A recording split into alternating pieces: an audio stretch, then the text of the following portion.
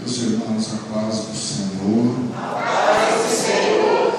Vamos aproveitar que estamos de pé, reverentemente, lermos um versículo no Novo Testamento, em Atos dos Apóstolos, capítulo 7, verso 47.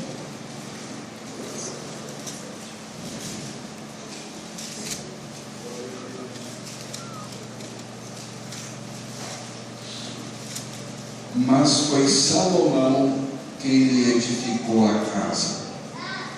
Amém. Podeis assentar. Meus irmãos, é um grande prazer,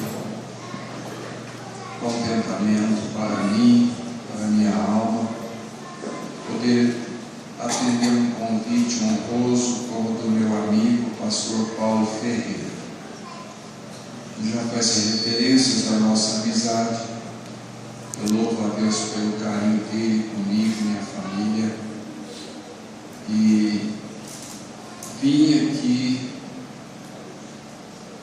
com satisfação no meu coração.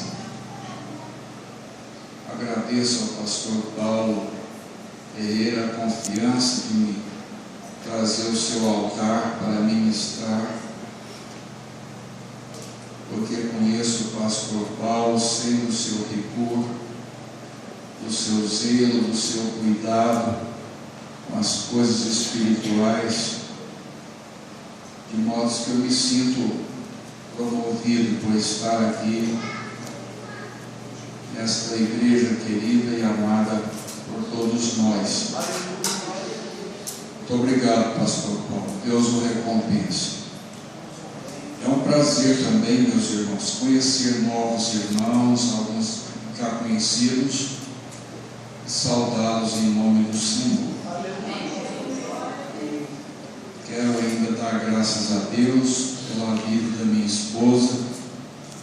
Nem sempre pode estar comigo, mas hoje está, e me faz muito bem a companhia dela. Fazem 44 anos que ela me deu o prazer de ser minha esposa. E nós estamos animados ainda. Aleluia. 5 filhos, 4 genros, 1 nora, 7 netos, um encomendado já está chegando.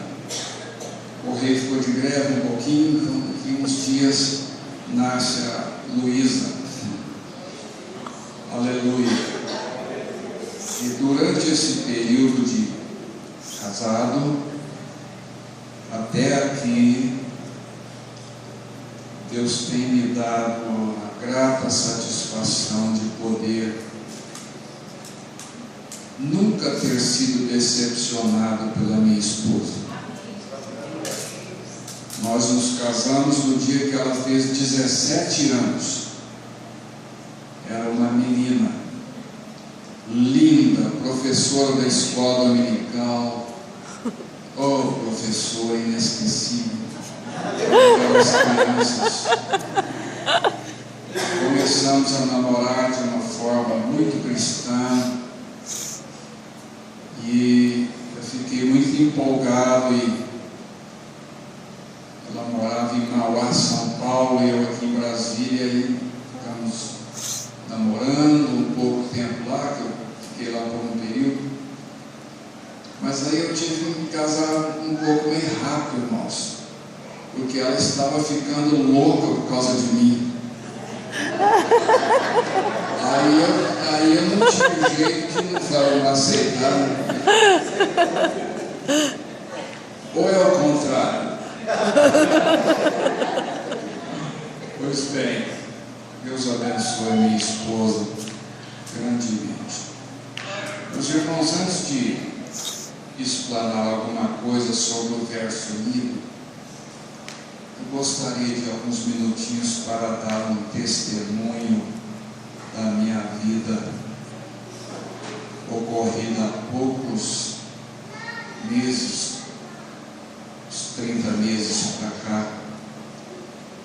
Eu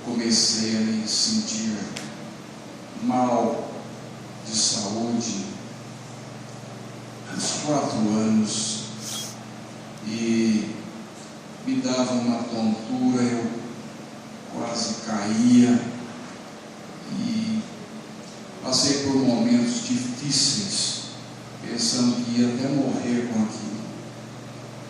Fui ao médico, fiz exames, ele sentiu que eu estava com diverticulite no intestino.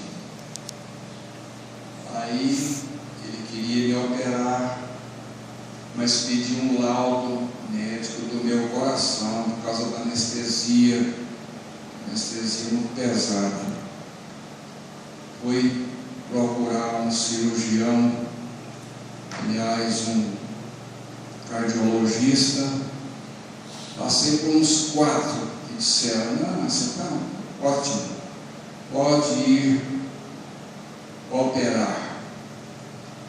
Mas fomos ao 5º. O 5º disse: você não pode operar nenhuma unha sem operar primeiro o coração. Você está com problema no coração. Pode ter outros problemas, o coração primeiro. Você quer operar? Eu falei para minha esposa: quero, né, bebê? Quero sim. Era uma sexta-feira, me parece. Ele falou: na segunda-feira eu vou te operar aqui, lá no hospital do coração. E eu cheguei lá no domingo à tarde, já passando um pouco mal, me medicaram. Na segunda-feira cedo eu operei do coração. Passei um pouco de tempo lá, cerrou, depois válvula, depois marca-passo, depois muitas coisas. E eu saí com vida, louvado seja o nome do Senhor. Aí vamos para agora o intestino. Fiz uma cirurgia no intestino, cortou um pedaço desse tamanho do intestino grosso. Aí ficou fino, fiquei com bolsa por uns 3 ou 4 meses, tornei voltar para nova cirurgia, hérnia e tal. Passei 100 dias internado. Nossa, meu Deus. Meus irmãos. E a minha esposa foi lá os 100 dias. Aliás, 99 dias. Um dia foi para mim chorar, porque ela não foi. Passei 24 dias em estado de coma profundo. Nossa. Morto. Sonhei 1000 sonhos. Já contei muitos para eles, minha esposa, filhos, parentes, amigos, mas não lembro de tudo. E o doutor, então, um deles disse: esse quadro é irreversível. Esse homem não vai mais comer com as próprias mãos. E se ele ficar vivo, vai ficar todo deformado, todo vai decretar. Meu Deus. Aí uma filha minha falou assim: doutor, o senhor sabe que existe um Deus no trono? Aí ele falou: minha filha, eu não estou falando de religião, eu estou falando da ciência médica, estou falando de fatos, estou falando de exames já feitos, realizados. Não tem conserto, não tem como, nós já fomos ao limite máximo. A minha filha disse: doutor, eu também não estou falando de religião, eu estou falando de um Deus poderoso. Aleluia! Glória a Deus. Domina todas as coisas. Então tá bom, então fique com o seu Deus, fica a minha ciência. Saiu, fui embora. No 25º dia, eu comecei a mexer os dedos e abrir os olhos. Glória a Deus. Jesus, aleluias. Mas eu não contei que ele mandou procurar a funerária para preparar meu sepultamento. E a minha família foi perguntar na funerária quanto ficava, como é que era isso. Muito entristecida, mas a vida é assim mesmo, um dia a gente vai partir. Aí, quando foi no 25º dia, melhorei, abri os olhos, fiquei internado esse período todo, foi muito difícil a recuperação. Até hoje ainda tenho abdômen, certos problemas, mas estou bem, graças a Deus, pela benignidade de Deus. E o dinheiro que ia gastar com o sepultamento, eu comprei um carro para minha filha. A filha minha que mexe com medicina e ficou lá me dando atenção dia e noite. Oh, Jesus, glória a Deus. E não precisamos de fazer outro trabalho. Eu louvo a Deus por muitos irmãos que oraram por mim, amigos que lembraram de mim, familiares, enfim. E eu estou aqui para a glória do nome do Senhor. Não mereço o que o Senhor fez por mim, mas aqui estou. Louvado seja Deus para sempre. Nunca acredite, irmão, na palavra irreversível. Deus desconhece isso. Aquele que crê em mim, ainda que esteja morto, viverá. Diz Jesus. Então, se alguém tem alguma dificuldade, irmão, aguenta firme. Pega os caminhos certos. Precisa do médico? Vai ao médico, irmão. O que ele tem? Você já tem o médico dos médicos. Você tem um cardiologista que trabalha dentro do coração. Não é por fora igual os cardiologistas humanos, né? Então aqui estamos para a glória do nome do Senhor. Minha família, no dia do meu sepultamento, ia distribuir 1000 livros lá. Eu falei, como é que vocês sabem que eu queria uma coisa dessas mesmo? Agora vocês já estão sabendo. O dia que eu partir, vocês podem lá pegar um livro. Mas vai demorar, viu? E Salomão lhe edificou casa. Palavras de Estevão, quando discursava perante as autoridades da época, fariseus, saduceus, enfim, pessoas do governo.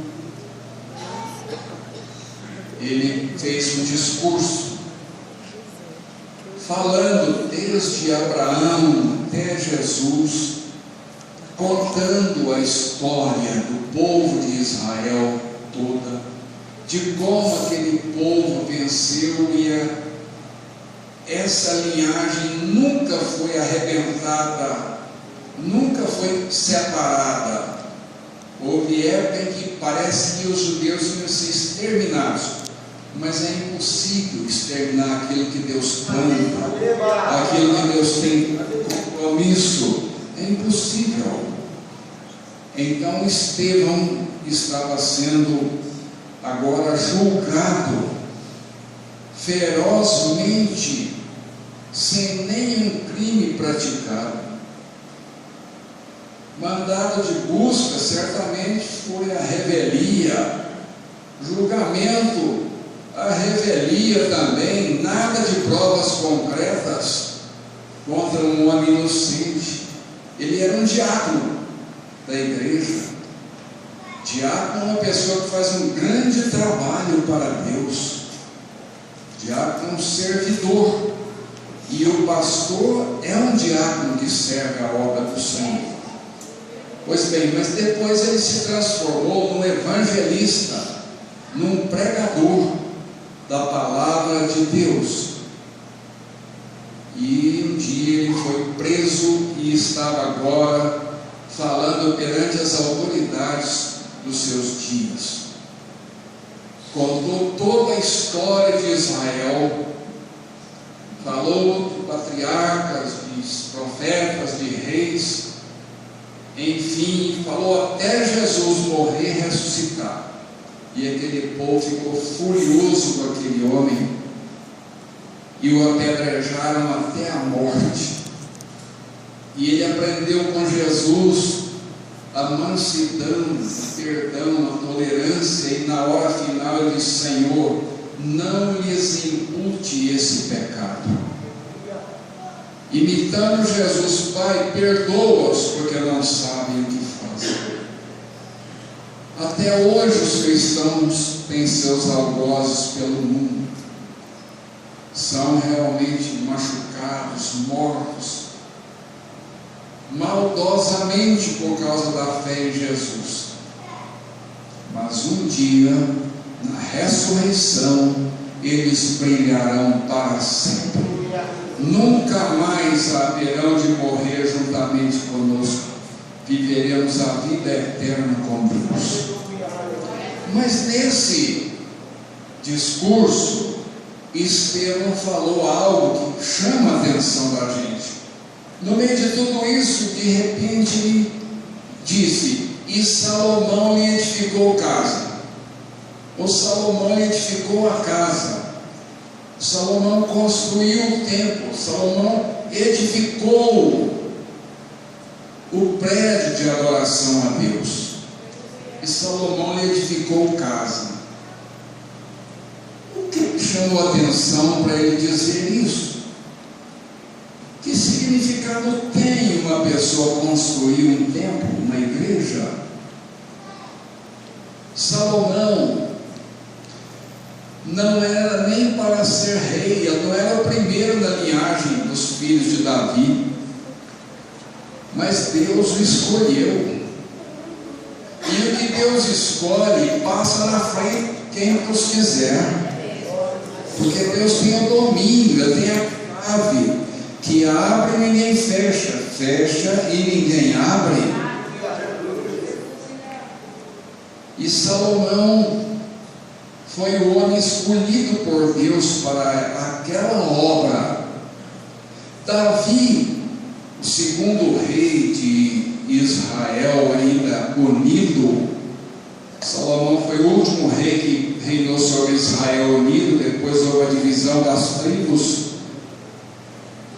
do norte e a outra tribo que ficou.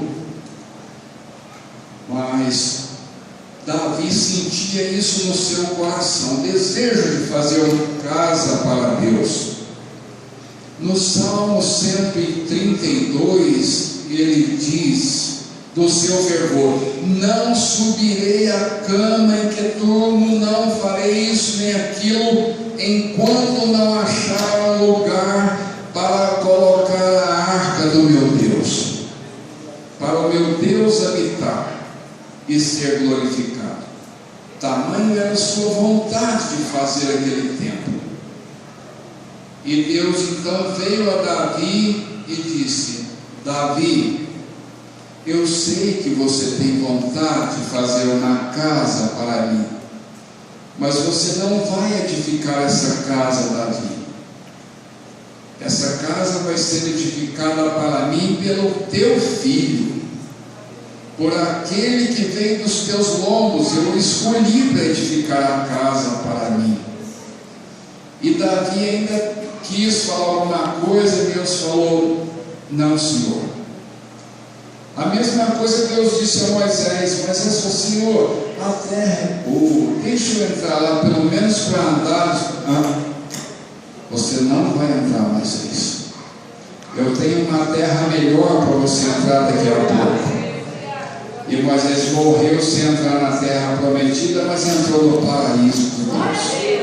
Aleluia. Davi não pôde construir, já estava com uma idade um tanto avançada, mas ele pegou a sua riqueza e deu ao seu filho Salomão e disse: meu filho, Deus falou assim, assim comigo, e eu estou lhe dando aqui toda a minha riqueza para você utilizar na feitura desse santuário que Deus falou ao meu coração que você vai construir.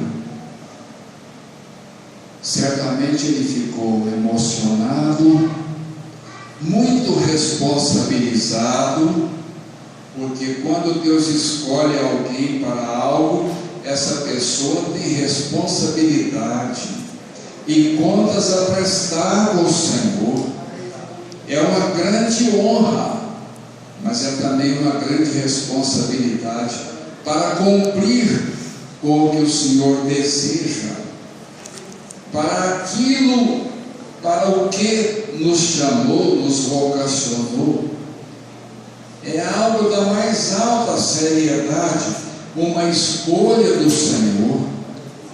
Devemos ser agradecidos diariamente, infalivelmente, grandemente, porque Ele diz: não fostes vós que me escolhestes a mim, mas eu vos escolhi a vós. É motivo de muita gratidão, meus irmãos. Quando eu olho para um crente, um obreiro, uma obreira, eu vejo às vezes tanta simplicidade, tanta pequenez perto do mundo que é todo ostentoso, imponente.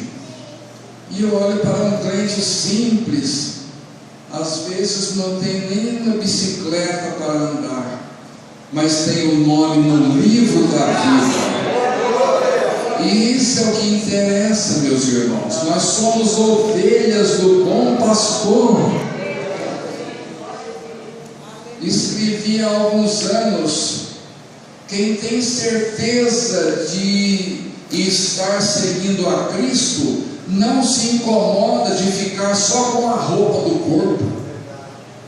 Não, por quê? Porque a nossa riqueza não está no que vemos, está no que esperamos. Aleluia! Aleluia! Então, Davi passou a responsabilidade para o seu filho. E Salomão começou a trabalhar. Ele começou a reunir pessoas, a desenhar, engenheiro, arquiteto Salomão. Deus lhe deu a planta e ele foi escrevendo. Deus falou: faz do jeito que eu estou lhe falando. E ele desenhou, conseguiu auxiliares para aquela obra, começou a se envolver, e o seu coração foi tomado por aquilo. Irmãos, tudo mais ficou em segundo plano para Salomão. Agora a coisa dele era o templo. O assunto dele na hora do café era o templo, na hora do almoço era o templo, antes de dormir era o templo. Ele encontrava com um amigo, falava sobre esse templo, conversava com outro rei, que era a sua ajuda para fazer o templo. Ele não tinha outro assunto a não ser esse, o templo. Ele estava envolvido com aquilo dia e noite. Era a sua vida. Ele encontrou algo que significava viver. Há um risco grande de tristeza e de desânimo para as pessoas que ainda não encontraram a sua vocação, a sua chamada, até mesmo na vida profissional. Li um livro há poucos dias que falava de brasileiros, de americanos, de outras nações, de pessoas que vão trabalhar desanimadas, entristecidas, loucas para ver o horário de sair do trabalho, querendo chegar atrasado, produzir pouco, esticar o horário do almoço, fã de feriado, porque não gosta do que está fazendo, não sente prazer. Há prejuízo para o empreendimento, há prejuízo para a própria pessoa. É muito ruim estar em um lugar que o coração da gente não está. É algo horroroso. É preciso que o coração esteja onde a gente está. Então você tem uma vocação, você tem uma profissão, comece a gostar dela. Descubra o que você pode conquistar com ela, fazendo bem para os outros. Eu conheci a história há pouco tempo de um advogado que deixou a área jurídica para ir vender banana, e está realizado, ficou bem de vida financeira. Já ouvi falar de odontólogos que deixou ali o consultório dentário e foi ser marceneiro, e e conseguiu ganhar muito dinheiro, porque o coração não estava na marcenaria, não estava no consultório. Então é preciso que começar a gostar do que fazemos, ou então sair fora, pedir licença e encontrar algo que a gente goste de fazer, tenha prazer de fazer. Aleluia, meus irmãos. Aleluia. Glória a Deus. Isso é psicológico, é lógico isso. A gente ama o que gosta de fazer e produz mais.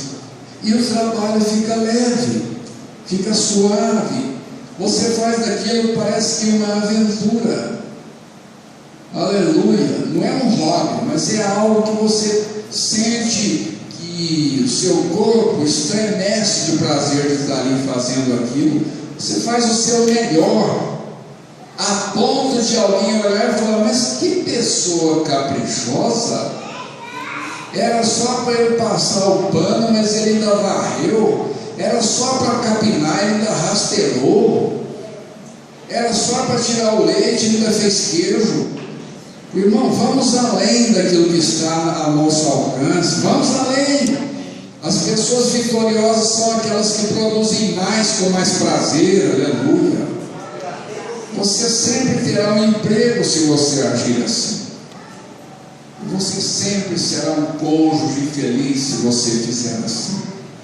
Um filho abençoado se fizer assim com os pais. Então Salomão, agora construído o templo, ele sentiu uma grande realização na sua alma. Nada mais era importante como aquilo. Ele não venderia aquilo, não trocaria aquela função de construtor, mestre de obra, engenheiro, por nada nesse mundo. Mas tinha uma outra coisa. Salomão não quis fazer tudo sozinho. Ninguém faz tudo sozinho. Jesus escolheu os 12, depois 70. E por aí vai. Jesus não podia fazer tudo sozinho se ele quisesse. Ele tinha todo o poder do céu e na terra. Parou as tempestades, multiplicou os pães, limpou os leprosos, transformou água em vinho. De que precisa uma pessoa como essa? Mas ele quis a cooperação de amigos que ele escolheu.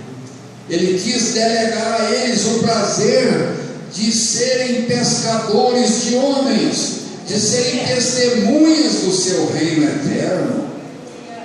Pois bem, Salomão tinha 153.600 para ajudá-lo. Você pode estar pensando: pastor, não precisa desse tanto de gente nunca para construir um templo do tamanho que ele construiu. Meus irmãos, vocês sabem o peso de cada pedra que foi levado para o templo? O tamanho de cada pedra? Você já viu carreta que transporta pedras? Aquelas pedras quadradas, de quilos e quilos, precisa de guindaste para colocar em cima.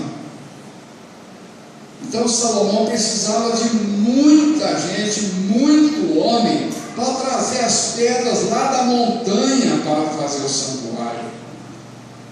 Mas a questão não era só o transporte, era extrair a pedra dos rochedos, colocar ela na medida certa, levar pronta, pré-moldada.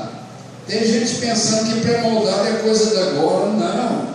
Salomão fez o templo pré-moldado. As pedras eram carregadas pelos trabalhadores. Não sei como é que era, se 4 de um lado, 10 do outro, se tinha varas ou... Eu sei que eles transportavam aquilo lá de longe até chegar lá no lugar do templo, lugar alto. E a madeira que vinha lá de Irão, do rei de Tiro, que ele mandava pelo mar Mediterrâneo ali, mar da Galileia, tal. Não, mar Mediterrâneo mesmo, mar Mediterrâneo. Ele mandava aquilo por uma esquadra, toneladas de madeira para servir de colunas, madeira que ia ser trabalhada por pessoas especializadas que sabiam fazer contornos, sabiam cortar e fazer aqueles encaixes para colocar algo que estava no coração de Salomão.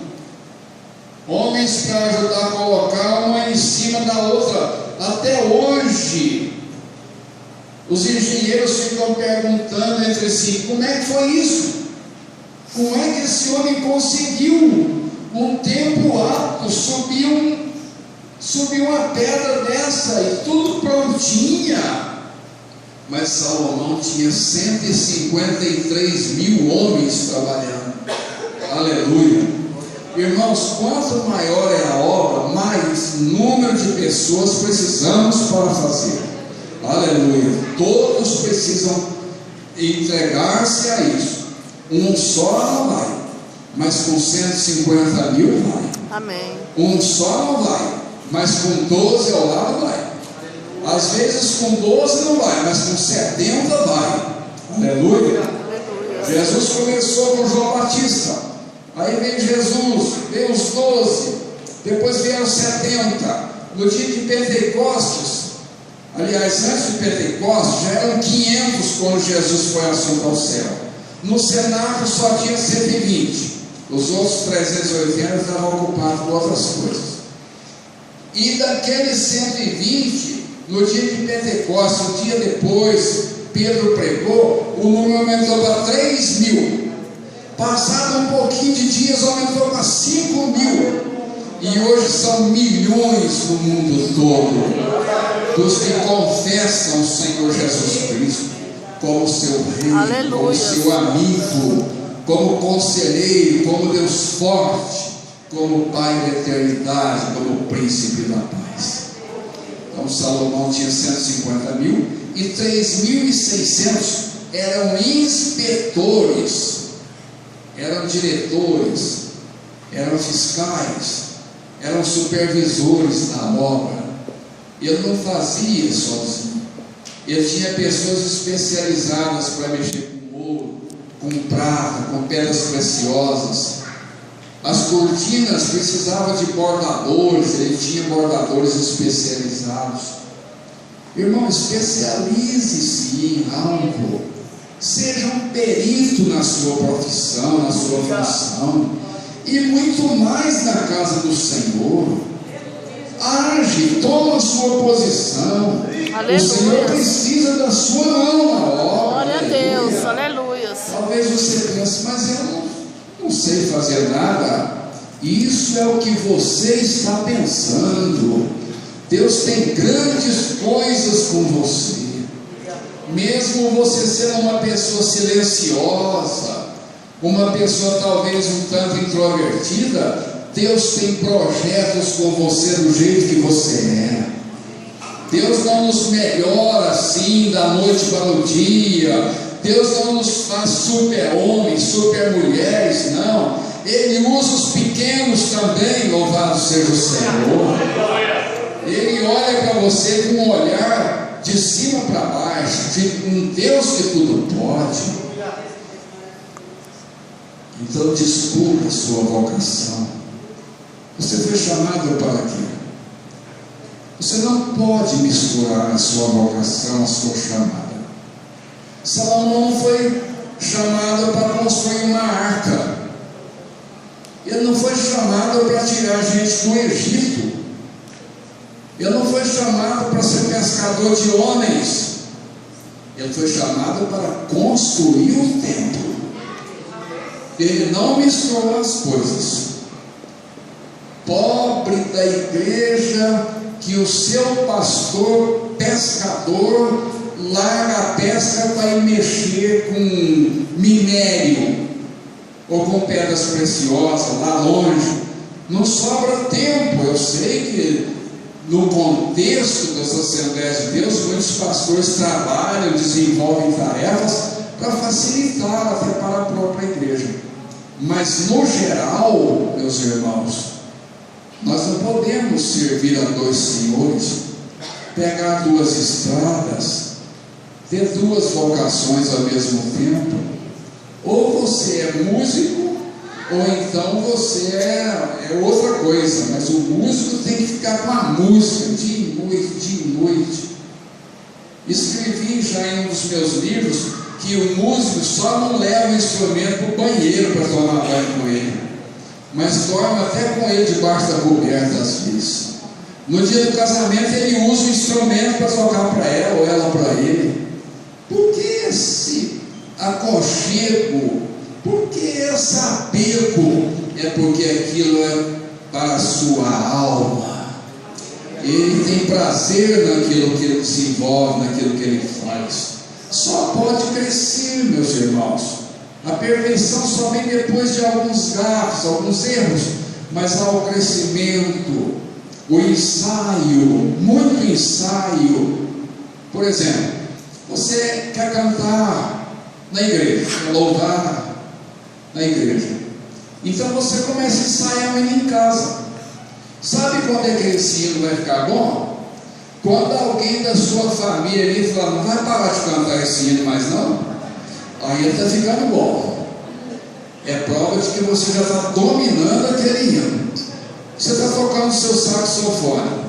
Aí a mãe, o tio, o vizinho fala, poxa vida, não para com isso não. É dia e noite. Aí está ficando bom, aleluia. É um sinal para você. Quando a esposa começa a falar, mas meu marido agora parece que casou com a igreja, é porque você está sendo um bom crente, louvado seja o nome do Senhor. Aleluia. Então, a vocação de Salomão foi construir o templo. Ele não misturou as vocações. Nós não podemos misturar. Irmão, não se preocupe com o tamanho do que você desenvolve. Não se assuste, irmão. Aleluia. Josué venceu Jericó, derrubou os muros dela pela fé. Mas a serva de Naamã só deu um recado para sua senhora: se a minha senhora fosse ao profeta que está em Samaria, o seu esposo, ele o restauraria da sua lepra. Aquela moça não construiu um templo, não tinha curso acadêmico, não era doutora em nada, mas era doutora para aconselhar alguém sobre a bênção de Deus. Ela sabia onde estava a bênção de Deus. Quem sabe você e eu não fomos chamados para derrubar muros de Jericó, mas nós somos chamados para falar para alguém onde é que está a cura da lepra, onde é que está o profeta de Deus, onde é que eu vou para solucionar meu problema. Irmãos, as pessoas estão adoentadas. Eu conversava hoje com a minha esposa em casa e dizia: meu bem, o mundo está cansado, as pessoas estão cansadas de tudo, cansadas de conversar, cansadas de trabalhar, cansadas de filme, cansadas de indecência, estão cansadas de balada, estão cansadas até de igreja. As pessoas estão cansadas de tudo. E o que fazer? Ir a Jesus. Jesus disse: vinde a mim cansados, que eu vos aliviarei. Aleluia. Então, se tem algum crente cansado, é como aquele povo que estava dentro de uma canoa no mar, mas aí foi remando, chegou ao rio, e eles estavam com muita sede, mas não queriam beber da água, porque a água era salgada ali do mar. Mas eles já estavam dentro do rio, pode beber água à vontade. Tem gente que está dentro do oceano do Senhor e não bebe, fica com sede, fica com fome. Irmão, aqui é a casa da abundância, aqui é a casa do pão, aleluia. Vocês têm um padeiro aqui muito cuidadoso. Ele procura a fornada dele, onde ele já sabe que o padeiro eterno pôs um nutritivo no alimento e Ele vai distribuir aqui para vocês. Irmão, pega a sua parte. Você já está à mesa, não deixa para depois. Ouvi um certo pregador dizer que há pessoas que durante o culto, durante a leitura bíblica, é semelhante a alguém que está à mesa de refeição, com carne, churrasco, ovos, batata, e gairoba, jiló, abacaxi, e aquela verdura, arroz tal, feijão tal, tropeiro, isso, aquilo, e a pessoa pega só um fiozinho de macarrão e fala: já estou satisfeito. Tem alguma coisa errada com esse organismo, com essa mente? Você, irmão, não acostume com isso não, irmão, que seu apetite vai diminuindo pelas coisas de Deus. Vamos comer um pouco mais, aleluia. Também não é comer demais, não. Salomão escreveu que não se deve comer muito mel quando se encontra, coma só o satisfatório, aleluia. Pois bem, meus irmãos, então, aquele homem deixou esses ensinos para nós. Mas eu quero falar algo ainda. Aquele homem, um dia, Deus apareceu em sonhos e falou com ele: Salomão, me pede o que você quiser, eu vou lhe dar. Pede, pode pedir. Irmãos, o que aquele homem, como rei, podia pedir? Que o tempo aparecesse milagrosamente, que a sua tropa de soldados estivesse pronta para combater o mundo todo, que ele fosse um homem proeminente. Não. Ele disse: Senhor, dá-me sabedoria para me conduzir o teu povo, o teu grande povo. É tudo que eu preciso, Senhor, de sabedoria. E Deus se agradou do pedido que aquele homem fez. Irmãos, eu não compreendo a benignidade de Deus, a bondade do Senhor, de um homem conseguir agradar a Deus com a sua escolha. Eu não entendo como é que ele conseguiu agradar ao Senhor. E Deus se agradou. E Deus disse: porque me pediste essa coisa, eu lhe darei sabedoria como nenhum outro que já viveu na terra. E Salomão foi sábio, escreveu 1005 provérbios e inúmeros cânticos, louvado seja Deus. Escreveu Provérbios, Eclesiastes, Cantares de Salomão, livro romântico. Escreveu o Salmo 72 e mais alguma coisa que não me lembro agora. Ele pediu sabedoria, aquele que tem sabedoria para dar, aquele que pode conceder sabedoria. Não, sabedoria está acima de cultura, viu? Cultura você aprende na faculdade, sabedoria você e eu aprendemos com Deus, aleluia. Tem gente com uma cultura extraordinária, mas não tem uma gota de sabedoria. Não sabe tratar o próximo com diplomacia, não sabe perdoar, não sabe dar um conselho, fica dando palpite, fica entrando na vida de quem não deve. Falta de sabedoria. Tem cultura, mas não tem sabedoria, aleluia. Por isso que Paulo teve aquele cuidado dele lá. Eu estou falando do poder de Deus para vocês, não quero que vocês fiquem baseados na minha sabedoria, nas minhas palavras, não. Quero que vocês confiem no poder de Deus, aleluia. Então, meus irmãos, Deus disse: eu vou além disso, vou lhe dar riquezas como nenhum outro homem teve ou terá. Por isso a Bíblia diz que Jó era um dos mais ricos do Oriente. Ele não era o mais rico, ou era o mais rico? Vamos conferir. Nós não lemos muito a Bíblia nessa noite, né? Mas eu não gosto de cometer gafes, não, porque quando eu era jovem eu nem cometi algumas gafes, e depois eu descobri, e fiquei com vergonha. havia um homem na terra de Uz, cujo nome era homem íntegro, reto, temente a Deus, que se desviava do mal. Nasceu 7 filhos, possui 7.000 ovelhas, era também muitíssima gente do seu pessoal, de modo que esse homem era o maior de todos do Oriente, era o mais rico da sua época.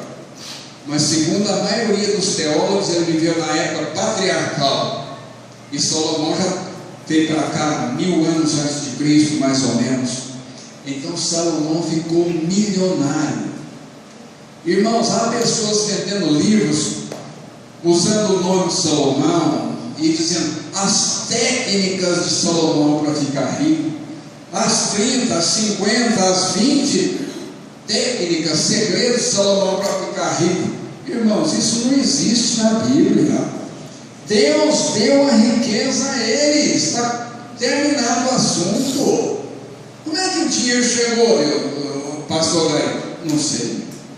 Deus arranjou jeito dele angariando, ficou riquíssimo, mas a sua riqueza não o tornou vaidoso, não o tornou avarento.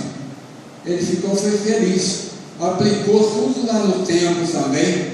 Depois ele construiu uma outra casa, um palácio. O homem era trabalhador, e Deus falou com ele: vou lhe dar tudo isso. Olha, enquanto você andar no meu caminho, guardar meu mandamento, eu te protegerei, você será uma bênção, haverá sempre alguém para ocupar seu lugar no trono.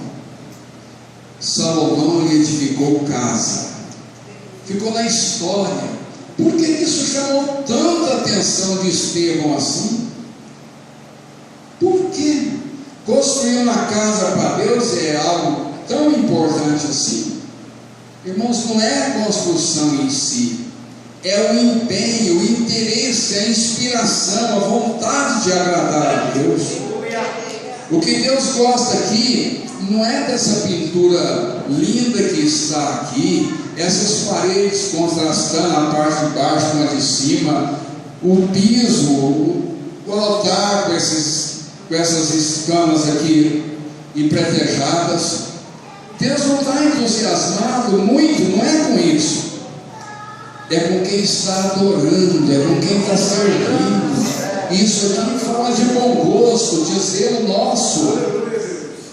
Não deu tempo de eu falar para o pastor Paulo que eu estou admirado com a Shalom, aleluia, mas estou falando agora. Deus seja louvado por essa igreja.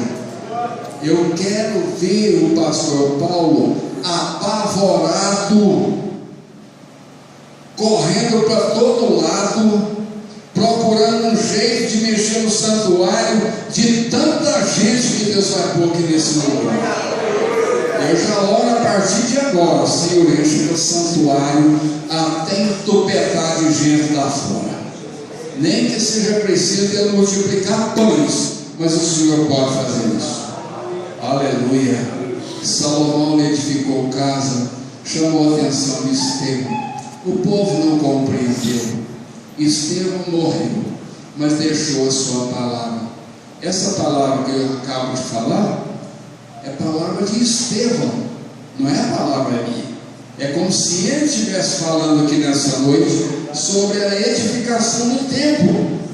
Irmãos, não foi possível falar dos materiais, não foi possível falar de detalhes do sacerdócio, etc., porque o tempo não é possível. Só se for lá para meia-noite, o pastor Paulo sabe. Se for contar a história de Israel, é 3, 4 dias para sair lá do outro lado. Mas o Salomão da Bíblia é isso que nós estamos acabando de falar. Jesus falou sobre ele. Jesus, porém, disse: aqui está quem é maior do que Salomão. Aleluia. Salomão não curou os doentes, mas Jesus pode curar. Salomão não perdoou o pecado do povo, mas Jesus pode perdoar. Salomão não transformou vidas, mas Jesus pode transformar. Salomão foi um vulto temporário, mas Jesus é uma pessoa eterna. Aleluia. Deus nos abençoe. Amém, Jesus. Aleluia. Agradeço a atenção. A sua igreja é muito educada, pastor Paulo, atenciosa. Vou cantar um corinho para encerrar. Já estou passando a minha hora, me desculpe.